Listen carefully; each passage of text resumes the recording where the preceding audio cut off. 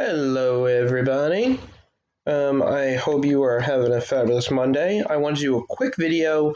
I set a 5-minute timer for myself because I know some of my videos run kind of long, and I want to look at more trades than I think is that I know you guys want to see. But I think today I'm just going to keep it to the 5-minute mark and see if I can just get my point across about a kind of a major red flag I'm seeing on the higher time frames. For the broad market, I'm using the broad market. I'm looking at the S&P futures. You could look at SPY. Also, you can look at the Dow is fine too, but I like using the SPY, ES futures.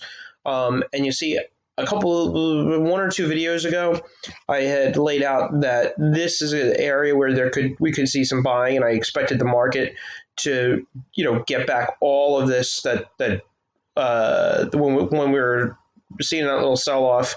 I expected to get it all back. We did, right? Now we're starting to come back down. I have a feeling that's really more earnings related, and that we're just like in this volatile time where we have elections in 2 weeks from now. Earnings are kind of mixed, which is kind of expected, I think.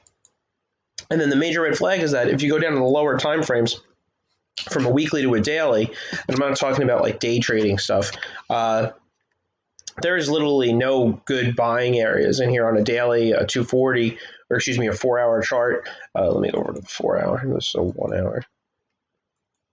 Right? I mean, I don't have anything that I could show you guys of quality that is something I want to look to be a buyer in. I got some stuff I could make look good and all that kind of stuff. Maybe like, trade around, meaning give you one trade where you make a few bucks and get out, but not a whole lot on the,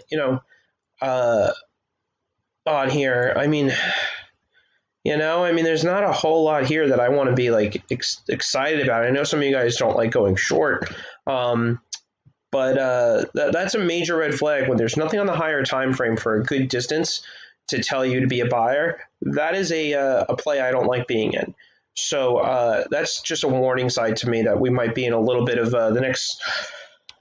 I mean, earnings kind of end by we have the election basically. The next 2 weeks earnings, the major earnings announcements will be out, right? But then we go right into election day. Election day is November 3rd.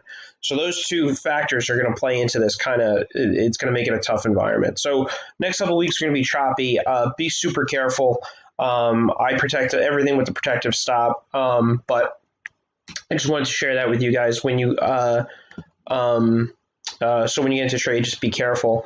The next thing I want to tell you about is that tomorrow I'm going to send you guys an email. After you open it, it's going to be an invitation for you to see my trades before any of these videos, meaning you'll get the setup before it happens. You'll be able to participate in it, all that kind of good stuff. Take a look. It's going to be free, a chance to really see this stuff before it happens and kind of, hold me accountable for it. So open your email tomorrow. Hopefully it'll go out in the morning. If not, if I'm not done yet, then it'll be tomorrow afternoon. So look forward to hearing back from you, and hope you get to join us and trade alongside Mitch and I. And hopefully it's going to be fun. And please watch this video again and see my point of, the market might be the flashing a warning sign here because of the lack of higher time frame zones to trade off of. Not my favorite way to be in the market. So just be careful, and I'll talk to you guys soon. Bye.